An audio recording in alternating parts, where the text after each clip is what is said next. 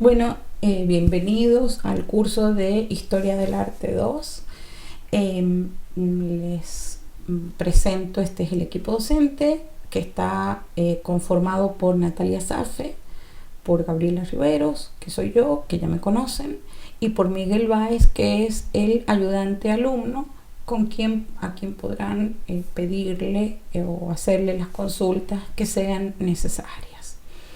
Esta materia, Historia del Arte 2, es de despliegue anual, así como Historia del Arte 1 se desarrolla a lo largo de todo el año. Pero en este caso es promocional con coloquio integrador. ¿Qué quiere decir? Que esta es una asignatura que se puede promocionar. Para poder promocionar tienen que tener el 100% de los prácticos y parciales aprobados con 7 o más. Esto significa que cada uno de los prácticos y parciales tiene que tener por lo menos un 7, porque estas notas no se promedian. Es decir, si en uno tienen 4 y en otro tienen 10, no tienen 7. Tienen que tener 7 en cada uno.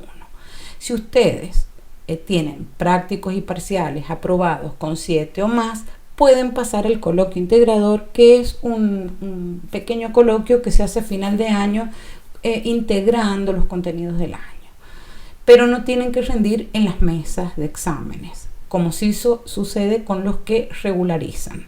Para regularizar tienen que tener en los prácticos y parciales aprobados con 4 o desde 4 a 6. Es decir que quienes tengan estas notas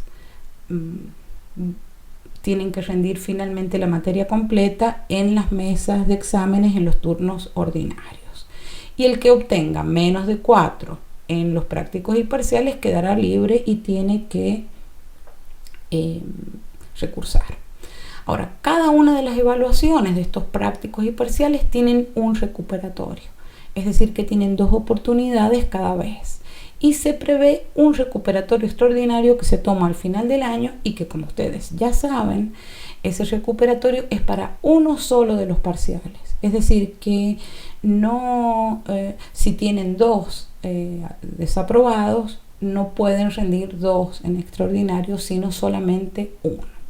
Aquí les he puesto tener en cuenta las correlatividades porque generalmente las correlatividades se fijan por plan de estudios.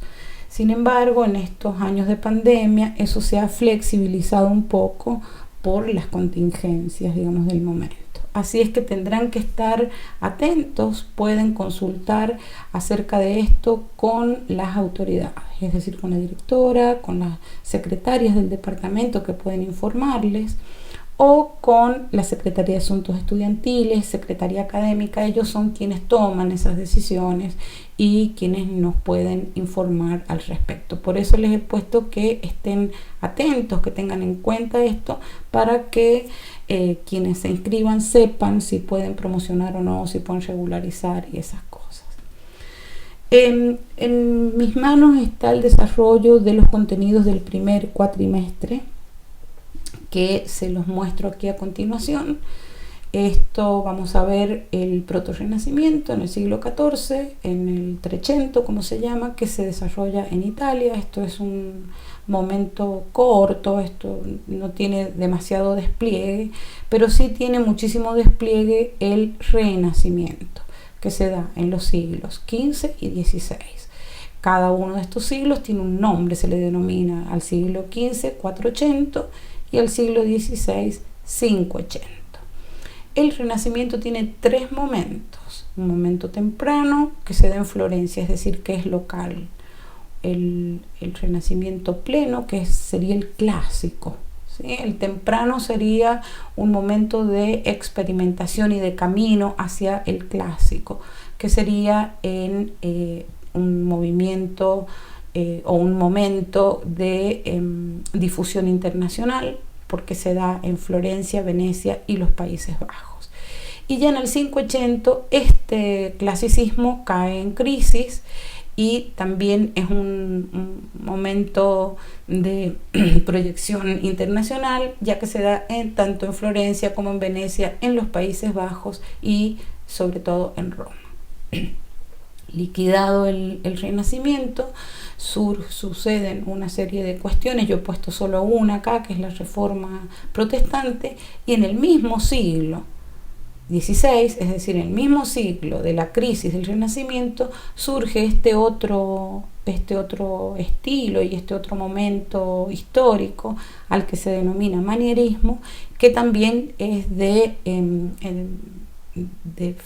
tendencia internacional. Se da en Venecia, en Florencia, en los Países Bajos y también en España. A la Reforma Protestante, ya en el siglo XVII, se le contrapone, digamos, lo que sería la Reforma Católica o Contrarreforma, dando origen a este otro estilo artístico que es el barroco, o este otro movimiento cultural. Y el barroco va a tener dos modalidades, el barroco de las Cortes Católicas y el barroco protestante, y va a tener sus representantes también en distintos países, como lo es Roma, España y los Países Bajos. Esto sería en general lo que vamos a ver. Ahora yo les advierto que en este desarrollo de tiempo, en el tiempo que implica desde el siglo XIV hasta el siglo XVI, los actores, los artistas, son aquellos maestros de la historia del arte, y son muchos. Entonces ustedes van a tener que, son muchos y son, digamos, los popes de la historia del arte. No es que sean los mejores, pero sí los paradigmáticos de la historia del arte. Está Leonardo, Rafael, Miguel Ángel, Botticelli, Piero della Francesca, Rubens, Rembrandt, Caravaggio, Vermeer, Durero. Bueno, están todos estos paradigmas así de la historia del arte, todos acá. Lo que quiere decir que ustedes van a tener que ir estudiando en simultaneidad que vamos dictando las clases, pero además de estudiar van a tener que mirar, van a tener que ver obras, porque cada uno de esos artistas, que como les digo son muchísimos, tienen muchas obras y son obras muy importantes. Entonces ustedes tienen que distinguir, no solo por lo que saben, sino también por lo que ven a estas artistas. Así es que es un año de mucho estudiar y de mucho mirar. Vamos a ver el Renacimiento. Vamos a empezar con el Proto-Renacimiento. Yo les voy a mostrar aquí algunos antecedentes del arte renacentista, que sería como una de las partes importantes del desarrollo de la materia. Ustedes sabrán lo que es el Renacimiento, tendrán una idea general. Después eso vamos a ir acotándolo, ajustándolo según los autores que nosotros manejamos. Sabemos que el inicio del Renacimiento es una fecha imprecisa y que implica el paso de la Edad Media a la Edad Moderna, ¿no? Hay una serie de eventos, de cuestiones, como la caída de Constantinopla, que es en 1453, la invención de la imprenta, que es en 1440, el descubrimiento de América, que es en 1492, es decir, que suceden a lo largo de estos años un montón de cosas, ¿no? Un montón de cosas que van a modificar el modo de vida del gótico tardío, ¿sí? De la Edad Media. Sin embargo, ya lo vamos a ver, pero en el gótico tardío ya se ven los gérmenes de lo que va a ser después el Renacimiento. Es un tiempo de cambios, es un tiempo de visiones de mundo totalmente diferentes, y los antecedentes del arte y también de toda esa cultura renacentista están acá, en la antigüedad clásica, es decir, la antigüedad greco-latina, que ustedes ya lo han visto en Historia del Arte 1, y del gótico tardío, que también lo han visto en Historia del Arte 1. Yo voy a repasar así muy rápidamente algo como para que ustedes recuerden algunas cuestiones, algunos elementos que tiene este arte. Les muestro aquí el Arapachis. Yo no sé si lo han visto o no, pero en realidad no importa mucho. El Arapachis es una obra de romana. Ahí tienen la fecha, del 13 al 9 antes de Cristo.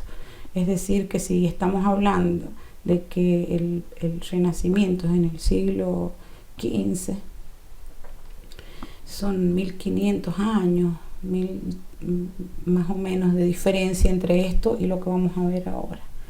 Este es, como les digo, el Arapachis Augustae se llama, que es el altar de la paz, que es un monumento que está dedicado a la diosa Pax, a la diosa de la paz, ¿no? Para celebrar la paz que impone el emperador Augusto.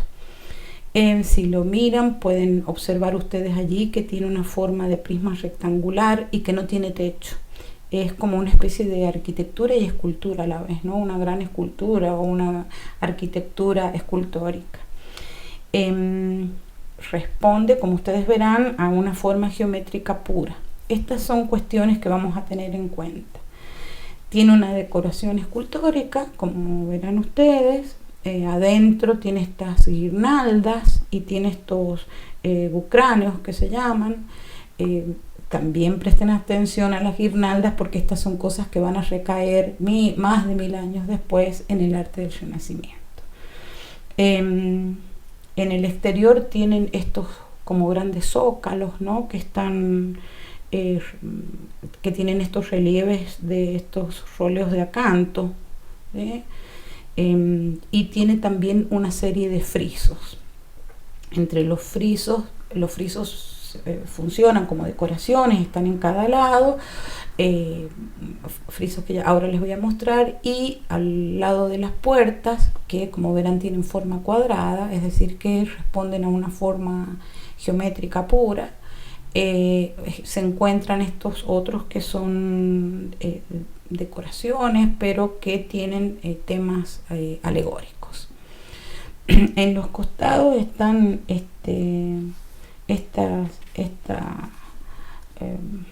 relieves que son relieves que hablan de Augusto y su familia y los distintos magistrados. Más o menos ustedes verán que se parece bastante a las obras o que tiene reminiscencias de las obras griegas, ¿no? Pero tiene estos retratos que son propios de Roma, ¿no? Entonces un relieve con un tratamiento naturalista con estos datos romanos. Entonces es un poco, o alude a lo helenístico, y tiene este realismo sobrio que es el de la tradición romana. Les muestro ahora uno de las alegorías. En este caso es el de la diosa de la tierra, que aparece allí. La figura central es la diosa de la tierra con estos dos niños, y también hay está acompañado esto por dos genios en los costados. Estos genios son genios fertilizantes, que le llaman. Uno está sentado sobre un animal marino y el otro sobre un cisne, ¿sí? Fíjense ustedes que el movimiento que esto tiene, ¿no? El movimiento y esa imitación de la naturaleza, es decir, es un naturalismo imitativo, pero no solo es imitación, no solo es mímesis, sino que responde a unas bellezas que son ideales. Ustedes esto lo recordarán de la historia 1. Estos son cuerpos, rostros jóvenes, armónicos, saludables, y en ese sentido es en el que responden a la verdad ideal, es la verdad ideal del humanismo, que después vamos a volver a ver. Estos movimientos que se ven en la obra, verán ustedes que son amables, suaves, verosímiles, y el mayor movimiento en este caso está dado por esos paños que están movidos por el viento, ¿sí? Mayor movimiento está ahí. De todas maneras tiene esa cuestión verosímil, ¿no? Verosímil y también delicada y elegante. por supuesto. Los distintos niveles de profundidad, desde este plano del fondo hasta los planos más cercanos, digamos, al observador o los puntos más salientes, están graduados de tal manera que olvidamos que es un relieve, casi parece una escultura de bulto. Eso fíjense. Por otro lado, la estructura de la obra, ustedes verán que es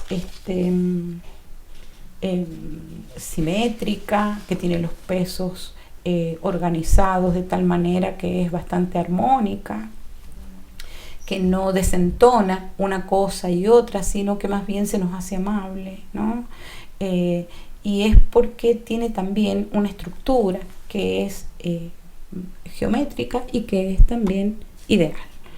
Les voy a mostrar ahora esta obra de Octavio Augusto. Se llama Augusto de Prima Porta, es del siglo I después de Cristo.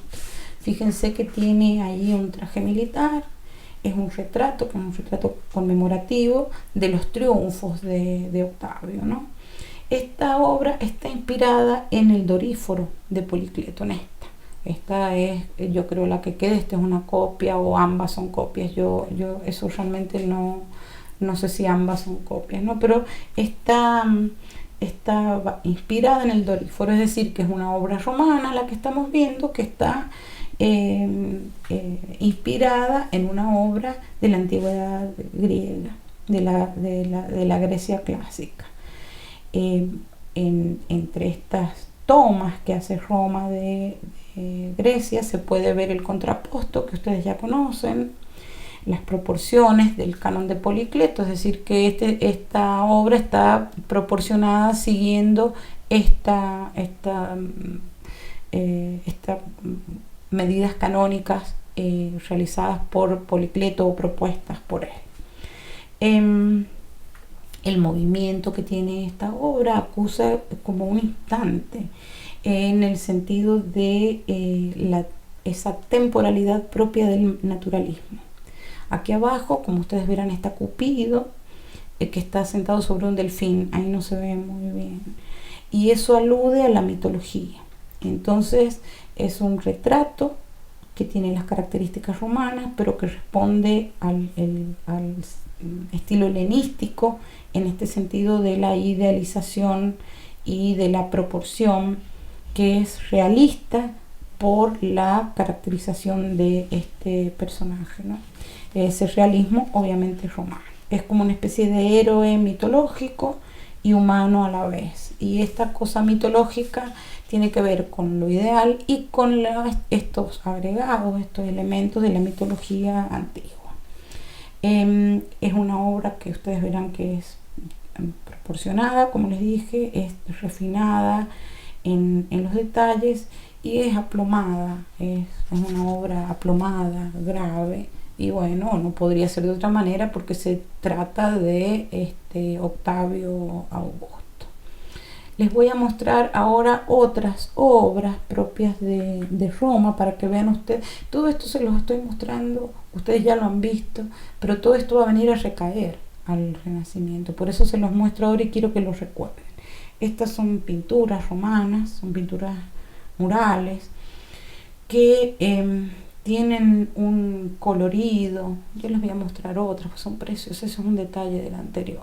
Un colorido así tan destacable, ¿no? Y como verán ustedes, tienen unas tridimensionalidades ahí, ¿no?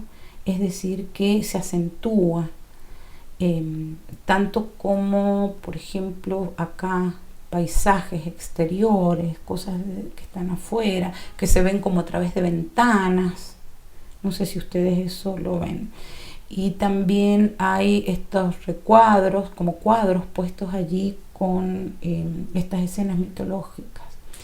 Como verán, todos estos son pinturas al fresco, son ilusionistas, es decir, que nos dan la ilusión de la tridimensionalidad, la ilusión de la realidad.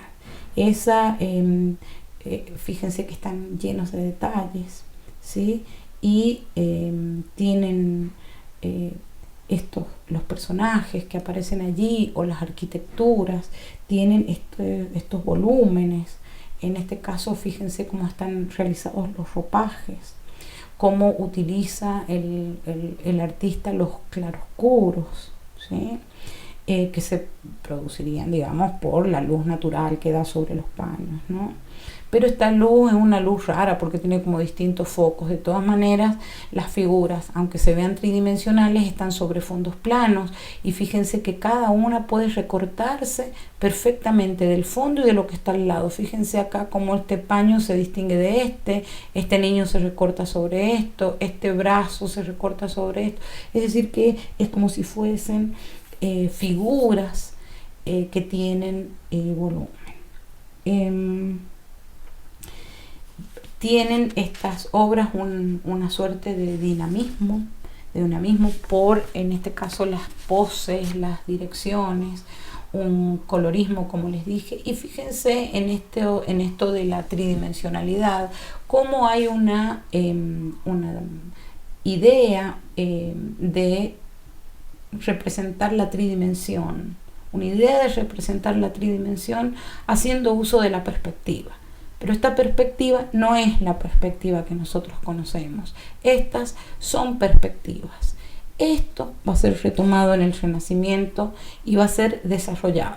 Pero quiero que miren bien esto para cuando veamos el proto-Renacimiento, que es más de 1000 años después, como les dije.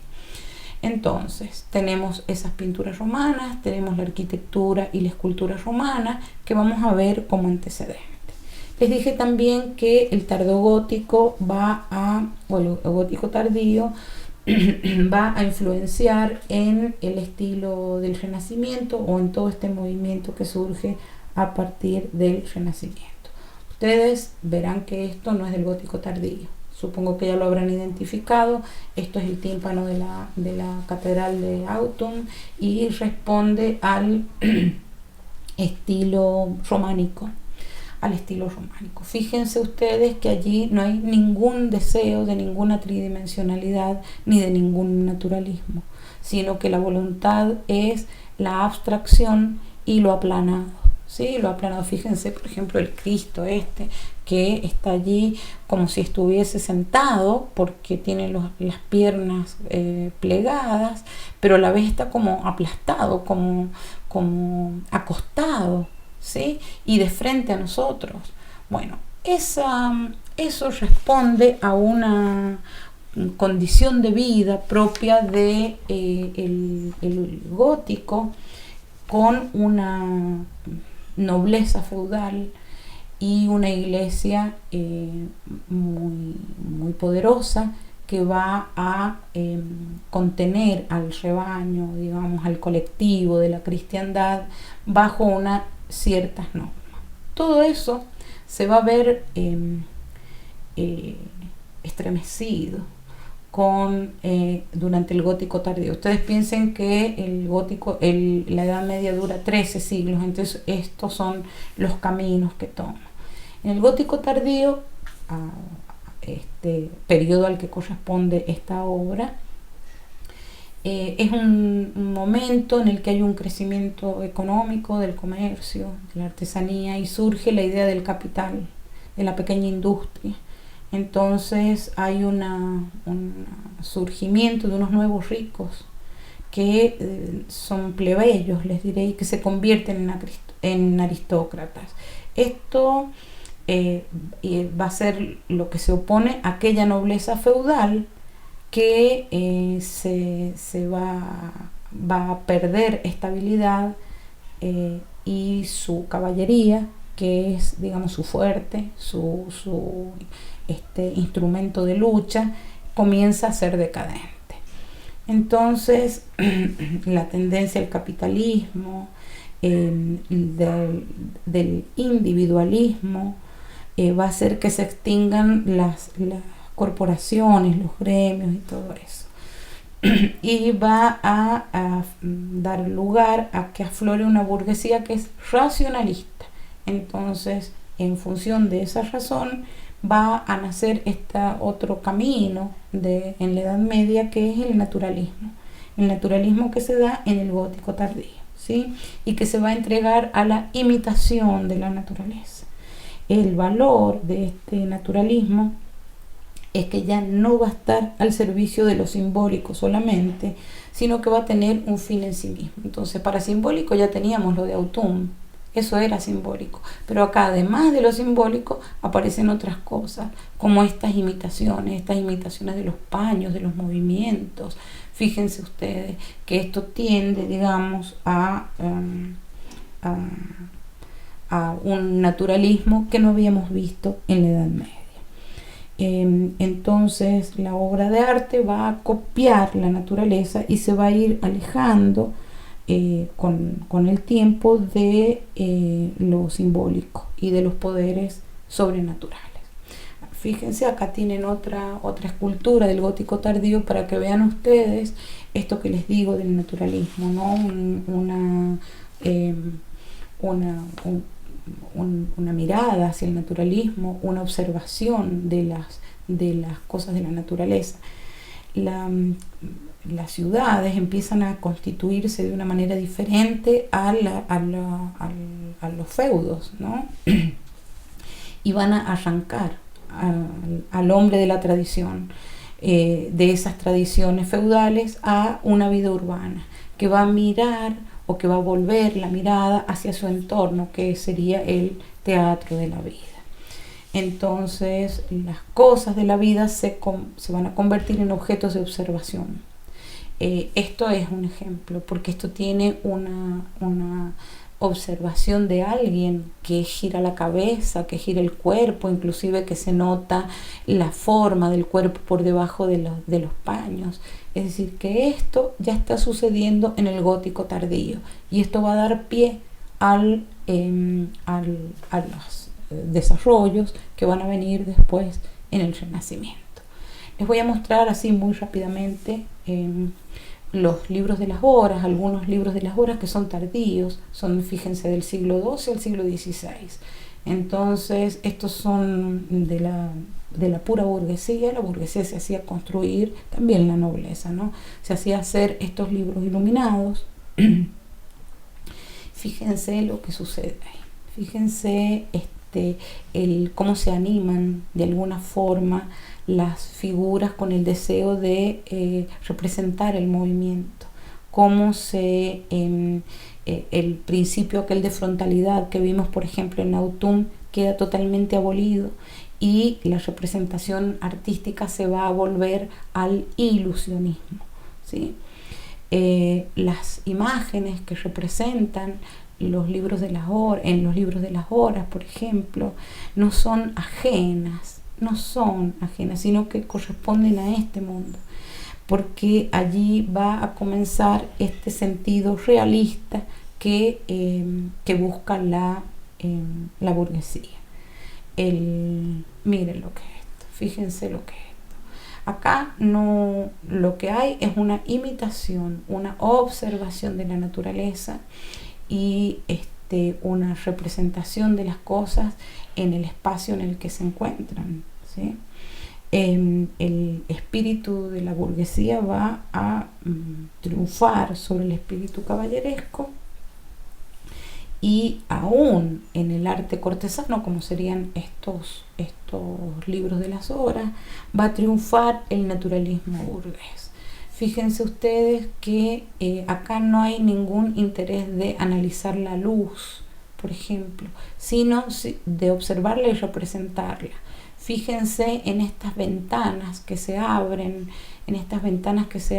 al paisaje de fondo, con una perspectiva que no es la perspectiva que nosotros conocemos, como tampoco lo es esta, es más o menos esta. Pero fíjense cómo aparece esta ventana ahí. Se los digo porque ese es uno de los elementos del Renacimiento, la veduta, que es la ventana, la perspectiva, que no es exactamente esta, pero está en camino. Se los muestro porque estos son antecedentes, y el Renacimiento no nace de un día para el otro, no nace solo espontáneamente, sino que continúa un proceso, un camino de desarrollos que ya estaban en germen en la Edad Media, y que estaban en germen en la antigüedad grecolatina. Eso es lo que tenía para mostrarles. Después vamos a empezar directamente con los contenidos de la asignatura.